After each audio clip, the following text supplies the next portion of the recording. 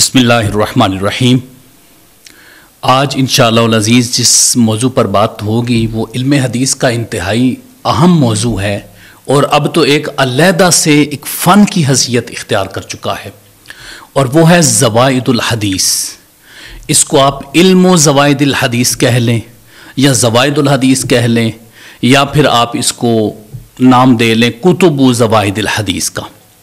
तो ज़वाइद का मतलब हम समझते हैं, फिर उसके बाद इसकी अक़साम पर बात होगी और इस पर लिखी जाने वाली किताबें और इसकी तारीख़ क्या है उस हवाले से इंशाअल्लाह अज़ीज़ आज हम बात करेंगे।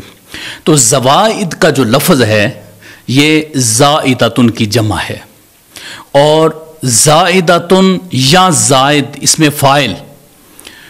जो ज़ाइद का लफ्ज़ है या ज़ाइदतुन का लफ्ज़ है, इसका मतलब है कि किसी चीज़ का इजाफ़ा होना, इसमें फ़ाइल है, इजाफ़ा वाली चीज़ को कह लें, यानी ऐसी चीज़ जिसके अंदर बाकियों की बनिस्बत कुछ इजाफ़ा हो तो उसको ज़ाइद या ज़ाइदतुन का उसके लिए लफ्ज़ बोला जाता है। तो जो ज़वाइद है वो उसकी जमा है। जब हम ज़वाइदुल हदीस देखेंगे तो इसका मतलब है कि अहादीस के कुछ इजाफे या कुछ ज़्यादा अहादीस जो किसी किताब के अंदर मौजूद हों, ये था इसका लुग़वी माना, मफ़हूम इसका।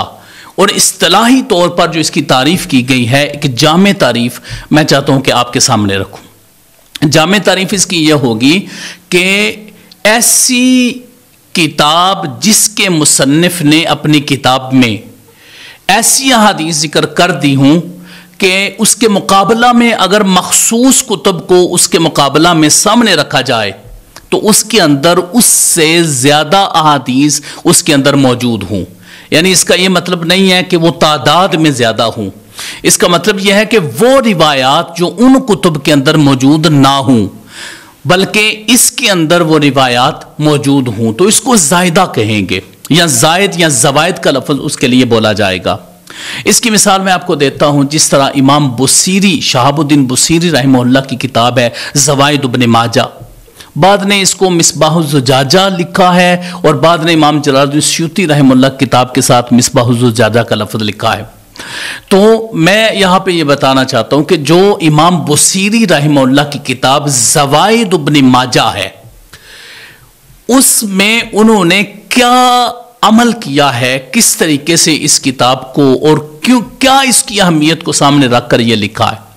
तो इमाम बुसीरी रहमहुल्लाह ने अपने मुकदमा के अंदर भी इसका इशारा किया है। उन्होंने क्या किया कि 5 किताबें सही बुखारी, मुस्लिम, तिर्मिज़ी, निसाई, अबू दाऊद, ये 5 किताबें उन्होंने सामने रखी और फिर उसके मुकाबला में सुनन इब्न माजा को सामने रखा और फिर देखा कि जो हदीसें उनके अंदर मौजूद हैं और सुनन इब्न माजा को देखा कि सुनन इब्न माजा की वो रिवायात जो उन 5 किताबों के अंदर मौजूद नहीं हैं उनको अलहदा कर दिया। अलहदा करके उस किताब का नाम रखा ज़वाइद इब्न माजा। इसका मतलब फिर यह हुआ कि जो किताबें, जो हदीसें इन 5 किताबों के अंदर मौजूद नहीं थी, यानी बुखारी, मुस्लिम, तिर्मिज़ी, निसाई, अबू दाऊद, इब्न माजा के अंदर वो हदीसें मौजूद नहीं थी, सिर्फ सुनन इब्न माजा के अंदर मौजूद थी, तो वो आपने अलहदा की तो उसका नाम ज़वाइद इब्न माजा रखा। ये एक मैंने मिसाल आपको दी है जो इमाम बुसीरी ने वाक़अतन काम किया भी है, लेकिन ये मिसाल के तौर पर आपके सामने रखा है। तो इसका मतलब है कि अब अगर कुछ मखसूस किताबें आपके सामने हों तो आप एक और किताब को लेकर देखते हैं कि आया इसके अंदर जो रिवायात हैं वो ऐसी तो नहीं मौजूद कि जो उनके अंदर भी मौजूद ना हों। तो जब देखा कि उन 5 के अंदर मौजूद नहीं है जो रिवायात और इसके अंदर मौजूद हैं, यानी अलहदा से इन्होंने वो रिवायात जिक्र की हैं, तो फिर उनको ज़वाइद कहा जाएगा। अब इमाम बुसीरी रहमहुल्लाह ने तकरीबन 1339 रिवायात सुनन इब्न माजा से ऐसी अलहदा की हैं जिनको ज़वाइद में शामिल किया है। लेकिन यहाँ इसकी तफसील में जो मैंने आपको उनकी तारीफ बताई है उसकी मज़ीद तफसील अभी बाकी है। उसके अंदर एक तो यह है कि ऐसी रिवायात मौजूद हों जो उस किताब, उन कुतुब के अंदर मौजूद ना हों लेकिन इस किताब के अंदर मौजूद हों। اب یہ جو اس کی تقسیم محدثین کرام کرتے ہیں کہ وہ کون سی ایسی روایات ہوں گی جن کو زائد سمجھا جائے گا، ان 3 اقسام میں اس کو منقسم کرنے کے بعد ہمیں یہ پتہ چل جائے گا اور سمجھ آ جائے گی کہ اس کی جو پوری ڈیفینیشن ہے، پوری تعریف ہے اس کی، وہ کیا ہو سکتی ہے۔ سب سے پہلے یہ ہے کہ وہ مکمل طور پر وہ روایت سندن متنن جو ان 5 کتابوں کے اندر موجود نہ ہو، لیکن اس کے اندر وہ موجود ہو، سندن متنن صرف اس کے اندر موجود ہو، ان 5 کتابوں کے اندر موجود نہ ہو، یہ پہلی اس کی قسم ہے۔ اور دوسری اس کی یہ قسم ہوگی کہ جو ان کے اندر روایات موجود ہیں وہ اس کے اندر بھی موجود ہیں، لیکن ان کی روایت جو ہے وہ ایسے صحابی سے مروی ہے جو ان 5 میں موجود نہیں ہے، یعنی ان کے اندر وہ روایت موجود ہے لیکن اس کے اندر جو ہے یہ کسی اور صحابی سے ہے جو ان 5 کے اندر نہیں ہے، تو اس کو بھی زوائد میں شامل کرتے ہیں۔ اور تیسری وہ قسم ہے اس کی کہ جس میں کوئی ایک روایت ہوتی ہے، ایک حدیث ہوتی ہے، وہ ان میں موجود ہوتی ہے، اس میں موجود ہوتی ہے، لیکن اس کا ایک حصہ جو بڑا مؤثر ہو، بڑا اہم حصہ ہوتا ہے، اس روایت کا ایک حصہ جو ان میں موجود نہیں ہے 5 میں، لیکن اس کے اندر موجود ہے۔ تو اب یہ جو اس روایت کا ایک حصہ ہے، وفیہ زیادت الفاظ مؤثرہ، اس کے الفاظ یہ بولے جاتے ہیں کہ اس کے اندر وہ الفاظ ہوں جو اس روایت کے اندر زیادہ ہیں اور وہ مؤثر الفاظ ہیں، تو یہ تیسری قسم ہوگی۔ ان 3 طرح کی جو روایات ہیں، اگر 3 طرح کی اس کے اندر موجود نہیں ہے 5 کے اندر اور اس ایک کے اندر موجود ہو، مثلا اس کے اندر صحابی کی روایت، صحابی اور ہیں جو ذکر کیا ہے وہ صحابی اور ہیں، اور ان کے اندر جو صحابی ہیں وہ اور ہیں، اسی طرح ان کے اندر ٹوٹلی روایات ہی اور ہیں اور ان کے اندر وہ اور ہیں، تو ایسی روایات جو اس کتاب کے اندر چند ایک ہوں گی اس کو زوائد کا نام دیا جائے گا۔ تو امام بصیری رحمہ اللہ نے بھی یہ جو کام کیا ہے یہ اسی نہج کا ایک کام ہے۔ اب یہ تو ہمیں اس کی 3 اقسام سمجھ میں آ گئی۔ اب پھر اس کے بعد ہم یہ سمجھتے ہیں، پھر اس کے بعد کتابوں کے بارے میں ہم جانیں گے کہ وہ کون کون سی کتابیں ہیں جو زوائد کے نام سے لکھی گئیں۔ یہ بات یاد رکھیے کہ یہ زوائد الحدیث ایک علیحدہ فن کی حیثیت اختیار کر چکا ہے، اور علم و زوائد الحدیث کے نام سے کئی علماء کرام نے باقاعدہ طور پر کتابیں لکھی ہوئی ہیں۔ تو یہ فنون الحدیث میں سے ایک فن ہے جو فنون الحدیث کی قسم میں ہی آتا ہے۔ تو اب ہم یہ جانتے ہیں کہ مزید ہم کیا اس کو تقسیم کر سکتے ہیں۔ جو کتب زوائد اس کے اندر موجود ہوں گی، مثال کے طور پر ابن ماجہ کے اندر 1339 روایات جو انہوں نے ذکر کی ہیں، اسی طرح باقی جو کتب ہیں اگر وہ زوائد والی کتاب ہمارے سامنے آتی ہے تو کیا اس کو بھی ہم آگے تقسیم کر سکتے ہیں تاکہ تقسیم در تقسیم ہو اور علوم اور زیادہ وسعت پکڑیں۔ تو پھر وہ اس طرح ہو سکتا ہے کہ زوائد روایات کو لیا جائے، پھر ان کو آگے تقسیم کر دیا جائے، مرفوع روایات میں، موقوف روایات میں، یعنی وہ جو رسول اللہ صلی اللہ علیہ وسلم سے مروی ہیں، وہ جو صحابہ کرام سے مروی ہیں ان کو علیحدہ کر دیا جائے، جو تابعین سے ہیں ان کو علیحدہ کر دیا جائے، اور پھر آگے اس کی یہ تقسیم ہوگی کہ زوائد جو صحیح روایات ہیں، زوائد الصحیحہ ہے، جو کتابوں کے اندر زوائد روایات ہیں ان میں جو صحیح روایات ان کو علیحدہ کر دیا جائے، اور جو ضعیف ہیں ان کو علیحدہ کر دیا جائے، اور جو ان میں سے اگر کوئی موضوعات ہیں تو ان کو علیحدہ کر دیا جائے۔ تو اس طریقے سے زوائد الحدیث جو ہے، علم زائد الحدیث، یہ مزید تقسیم در تقسیم ہو جاتی ہے اور یہ علم مزید وسعت پذیر ہو سکتا ہے۔ تو اس طریقے سے ہم اس کو مختلف تقسیمات میں بھی لے کے آ سکتے ہیں۔ اب ہم بات کرتے ہیں کہ زوائد الحدیث پر محدثین کرام نے کیا کام کیا ہے اور یہ کام اتنا اہمیت کا حامل کیوں ہے، اس کو ہم جاننے کو سب سے پہلے تو یہ دیکھیے گا کہ یہ کام اتنی اہمیت کا حامل کیوں ہے، کیونکہ اس سے ہم یہ جان پائیں گے کہ اس محدث نے جو روایات ذکر کی ہیں، مثال کے طور پر امام بصیری کے کام سے ہم یہ جان گئے ہیں کہ یہ روایات کتب خمسہ میں نہیں ہیں، یہ روایات ان کے اندر ہیں، تو ہمیں یہ اس کا علم ہو گیا ہے کہ وہ ان سے علیحدہ. اگر ہم کتب ستہ کو اکٹھا کرتے ہیں تو اس سے ہمیں یہ معلوم ہو جاتا ہے کہ اس کے اندر یہ امام ابن ماجہ زائد روایات ذکر کی ہیں. اسی طرح سنن نسائی ہے، اسی طرح ترمذی ہے یا باقی کتب ہیں، ان کو بھی اگر صحیحین سے علیحدہ کیا جائے اور اس کے زوائد نکالے جائیں تو اس کے اندر بھی کئی ایسی روایات آ سکتی ہیں. تو اسی طرح ایک بڑا ذخیرہ زوائد کا اکٹھا ہو جاتا ہے جو کتب ستہ کے مقابلے میں ہو، کتب خمسہ کے مقابلے میں ہو، یا صحیحین کے مقابلہ میں ہو، یا دیگر کتب کے مقابلہ میں ہو. تو اس طریقے سے ایک اچھی وہ زوائد کتابیں جو ہیں وہ ہمارے سامنے آ سکتی ہیں، اور اس سے ہم پورا جو ذخیرہ حدیث ہے اس کی کاؤنٹنگ بھی ہمارے لیے آسان ہو سکتی ہے. تو یہ ایک کام انہوں نے کیا تاکہ یہ پتہ چلے کہ کس کس نے علیحدہ کس کس کے پاس روایات موجود ہیں جو ان کتب کے اندر نہیں ہیں. تو اس لیے یہ فن زیادہ اہمیت کا حامل ہے. اب ہم یہ جاننے کی کوشش کریں گے کہ کون کون سی کتابیں لکھی گئیں اور اس فن کو کب سے شروع کیا گیا اور کس طرح اس فن کو ارتقاء ملتا گیا، اس کا آغاز و ارتقاء کیا ہے. تو سب سے پہلے اس پر جو محدثین کرام فرماتے ہیں کہ سب سے پہلے اس پر جو کتاب لکھی تھی وہ امام مغلطائی بن قلیج رحمہ اللہ نے لکھی، جن کے الاکمال کتاب بھی ہے.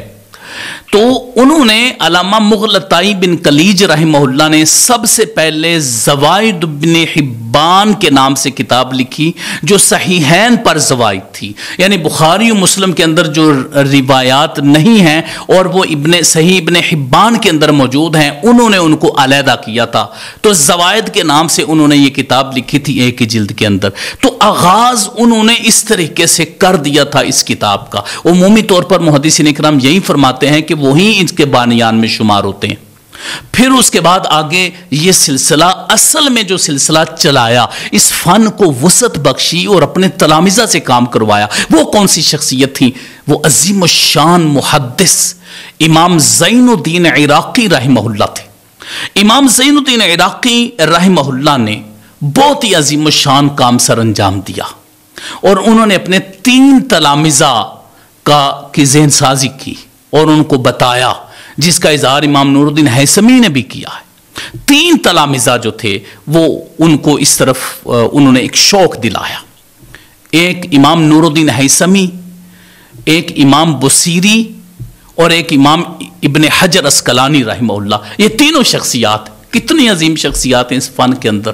امام زین الدین عراقی کے تلامذہ ہیں تینوں، اور پھر امام ابن حجر عسقلانی کے ان تینوں میں سے امام ابن حجر عسقلانی پہلے 2 کے شاگرد ہیں. وہ امام بصیری کے بھی شاگرد ہیں اور امام نور الدین ہیثمی کے بھی شاگرد ہیں. تو جو امام نور الدین ہیثمی جو تھے وہ ان میں سے بڑے ہیں، یعنی 807 کو امام نور الدین ہیثمی کا وصال ہے، اور امام بصیری کا 840 کو ہے، اور امام ابن حجر عسقلانی کا 852 میں ہے. تو ان میں ان 3 تلامذہ، بالخصوص ان 3 تلامذہ نے بڑا اہم کام کیا اس فن پر، زوائد الحدیث پر. سب سے پہلے بات کرتے ہیں امام نور الدین ہیثمی رحمہ اللہ کی کہ انہوں نے کس انداز، کس اسلوب سے یہ سارا کام سر انجام دیا. تو امام نور الدین ہیثمی رحمہ اللہ نے کتاب لکھی غایت المقصد فی زوائد المسند، یعنی امام احمد بن حنبل کی جو مسند ہے اس کو سامنے رکھا اور 6 کتابوں، بخاری، مسلم، ترمذی، نسائی، ابو داؤد، ابن ماجہ، ان 6 کتابوں کو بھی سامنے رکھا. اب مسند کے اندر وہ روایات جو کتب ستہ کے اندر نہیں تھیں اور مسند احمد بن حنبل کے اندر تھیں ان کو علیحدہ کر دیا. تو ان کو نام دیا غایت المقصد فی زوائد المسند. اب یہ دیکھیے کتنا اہم کام تھا کہ جو مسند کے اندر، مسند احمد بن حنبل کے اندر جو روایات تھیں اور وہ کتب ستہ کے اندر نہیں تھیں ان کو علیحدہ کر دیا اور زوائد کا نام دے دیا. تو ایک کام یہ کیا امام نور الدین ہیثمی رحمہ اللہ نے، جو امام زین الدین عراقی کے شاگرد ہیں اور جن کی معروف کتاب ہے مجموع الزوائد. میں اسی طرف بھی آتا ہوں انشاءاللہ العزیز. تو پھر اس کے بعد جو کتاب انہوں نے لکھی وہ تھی کشف الاستار عن زوائد مسند البزار، جو امام بزار کی کتاب ہے جس کو البحر الزخار بھی کہتے ہیں اور مسند البزار بھی کہتے ہیں.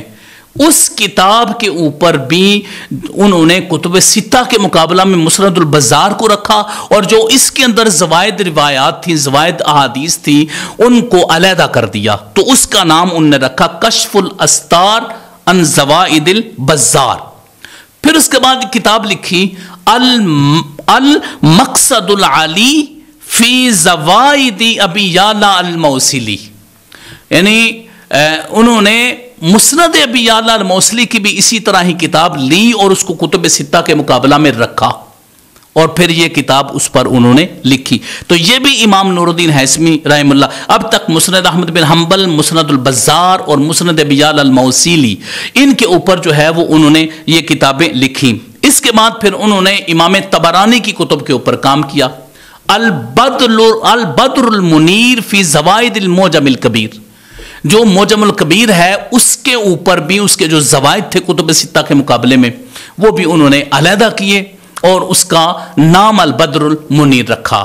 4 کام ہو گئے۔ 5واں کام جو انہوں نے کیا، مجمع البحرینی فی زوائد المعجمین، جو امام طبرانی رحمہ اللہ کی کتاب ہے معجم الاوسط اور معجم الصغیر، اس میں جو زوائد تھیں ان کو بھی علیحدہ کر کے تو اس کا نام مجمع البحرین رکھا۔ تو اس کا مطلب ہے کہ تینوں کتابیں جو امام طبرانی کی تھی ان کے بھی زوائد جو ہیں وہ امام علامہ نور الدین ہیثمی رحمہ اللہ نے علیحدہ کر لیے تھے۔ یہ 5 کام آپ نے کیے اس طریقے سے۔ پھر اس کے بعد ان 5 کاموں کے اوپر ایک کام کیا امام نور الدین ہیثمی نے، وہ کیا، مجمع الزوائد و منبع الفوائد۔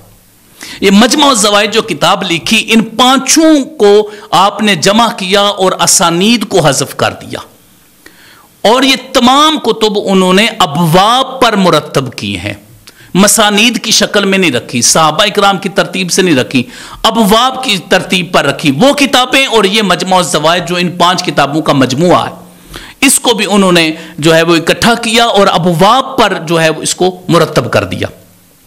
اب یہ جو مجمع الزوائد ہے، پھر اس پر امام نور الدین ہیثمی رحمہ اللہ نے اسانید کو حذف کیا اور روایات پر حکم لگایا، بتایا کہ یہ روایت کس کی ہے، کس کتاب کی ہے اور اس کا حکم کیا ہے۔ جس طرح کہ بڑا جو ہے وہ ان کا رجالہ ثقات، اس طریقے سے وہ حکم لگاتے ہیں کسی بھی روایت پر، اور دیگر ان کے طریقے، اس طریقے سے وہ اس پر علیحدہ سے انشاءاللہ العزیز بیان جو ہے وہ کروایا جائے، تب جا کر اس کی تفصیل جو ہے وہ آپ کے سامنے رکھی جا سکتی ہے۔ تو مجمع الزوائد پر ایک عظیم و شان کام امام نور الدین ہیثمی نے کیا، اور پھر صرف یہیں پر ہی نہیں ہے، اس کے علاوہ بھی انہوں نے کام کیا۔ وہ کیا کیا، بغیت الباحث عن زوائد مسند الحارث، جو مسند حارث ہے اس کے زوائد بھی انہوں نے نکالے اور بغیت الباحث کے نام سے اس کا نام رکھا۔ پھر اس کے بعد جو ابن حبان ہے اس کے بھی زوائد انہوں نے علیحدہ کیے اور اس کا نام رکھا موارد الظمآن الی زوائد ابن حبان۔ لیکن اس میں تھوڑا سا یہ فرق ہے، اس میں یہ ہے کہ انہوں نے صحیحین کے مقابلہ میں لیا ہے، اس کو صحیحین کو سامنے رکھا بخاری مسلم کو، اور ابن حبان میں جو زائد کتابیں تھیں، جو زائد روایات تھیں، حدیث تھی، ان کو علیحدہ کیا تو اس کا نام رکھا موارد الظمآن الی زوائد ابن حبان۔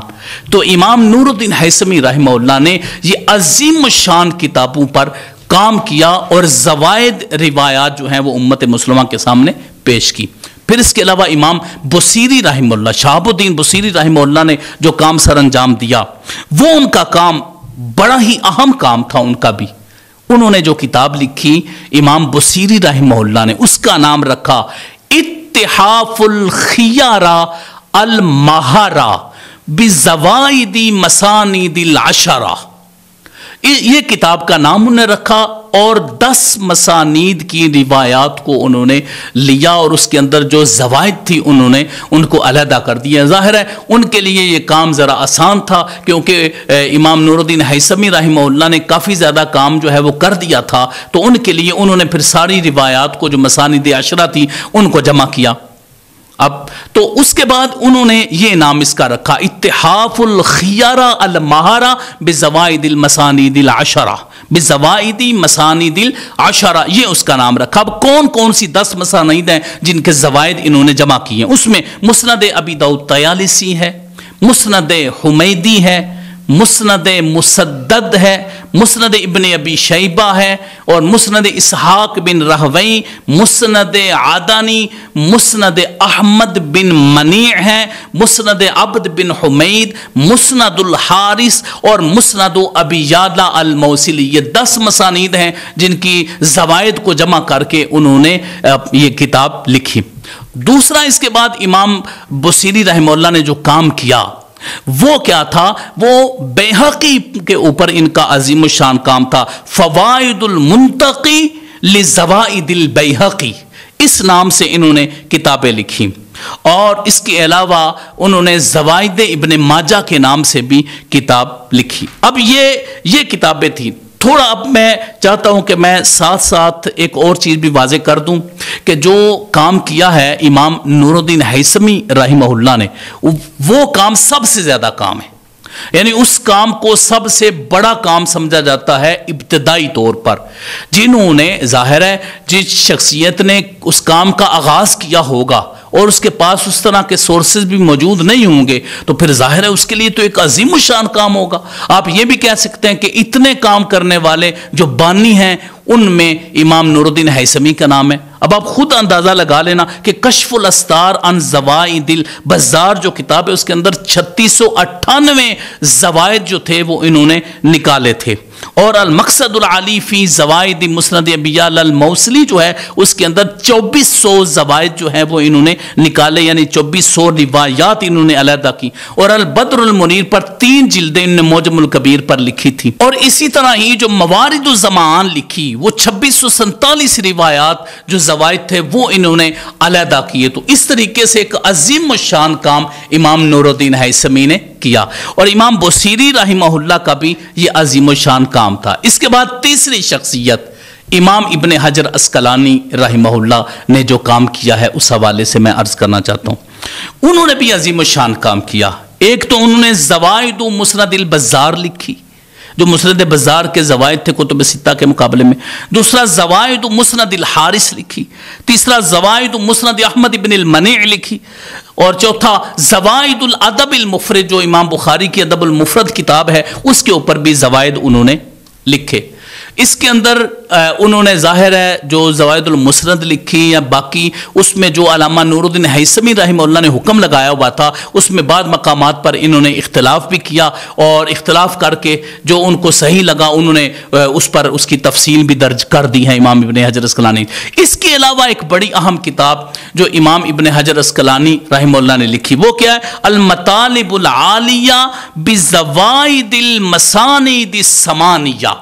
8 جو مسانید ہیں امام ابن حجر عسقلانی رحمہ اللہ نے ان کی بھی زوائد کو جمع کر کے المطالب العالیہ کے نام سے جو ہے وہ کتاب کا نام رکھا۔ تو یہ تھا امام ابن حجر عسقلانی۔ یہ کام ہوا لیکن درمیان میں کچھ خلا بھی رہا، اگرچہ تھوڑا تھوڑا کام چلتا رہا لیکن ایک خلا بھی رہا۔ اس کے بعد پھر متاخرین نے بھی اس پر کافی کام کیا، اور بلکہ ان کے بعد ہی درمیان میں بھی ایک عظیم الشان شخصیت جو چونکہ امام ابن حجر عسقلانی کا وصال 852 ہجری کو ہے، تو اس کے بعد 911 ہجری کو امام جلال الدین سیوطی رحمہ اللہ کا وصال ہے، تو امام جلال الدین سیوطی رحمہ اللہ نے بھی زوائد پر بڑا اہم کام سر انجام دیا۔ انہوں نے ایک تو امام بیہقی کی جو شعب الایمان کتاب ہے اس کے اوپر لکھا زوائد شعب الایمان للبیہقی، اس کے زوائد پر امام جلال الدین سیوطی رحمہ اللہ نے کام کیا۔ پھر اس کے بعد جو نوادر الاصول کتاب ہے اس کے اوپر جو حکیم ترمذی کی کتاب ہے نوادر الاصول اس کے اوپر زوائد لکھی، زوائد نوادر الاصول للحکیم الترمذی، اس کے زوائد بھی امام جلال الدین سیوطی رحمہ اللہ نے لکھے۔ تو تیسری کتاب انہوں نے جو مصباح الزجاجہ جو کتاب ہے زوائد ابن ماجہ پر، اس پر بھی امام جلال الدین سیوطی رحمہ اللہ نے لکھی۔ زوائد پر امام بصیری کی کتاب بھی ہے اور زوائد پر امام جلال الدین سیوطی رحمہ اللہ کی بھی کتاب ہے۔ تو اس طریقے سے ان عظیم الشان شخصیات نے زوائد کے اوپر کتابیں لکھی۔ یہ سلسلہ جاری و ساری رہا، کبھی خلا آتا رہا اور کبھی اسی طرح ہی یہ سلسلہ جاری و ساری رہا، اور اب متاخرین نے تو ماشاءاللہ علم و زوائد الحدیث پر علیحدہ سے باقاعدہ طور پر کتابیں بھی مرتب کی ہیں۔ تو یہ تھا زوائد الحدیث یا علم و زوائد الحدیث، یا آپ اس کو کتب و زوائد الحدیث کہہ لیں، یعنی وہ کتابیں جو زوائد الحدیث پر لکھی گئی ہیں وہ کتابیں یا ان کے متعلق آگاہی ہے، یا پھر زوائد الحدیث یعنی حدیث جو زیادہ ہوتی ہیں، یا اس کو ایک علیحدہ سے فن کا جو نام دے کر علم و زوائد الحدیث کے نام سے کتابیں لکھی ہیں۔ تو یہ تھا ہم نے آج سمجھا زوائد الحدیث کے بارے میں۔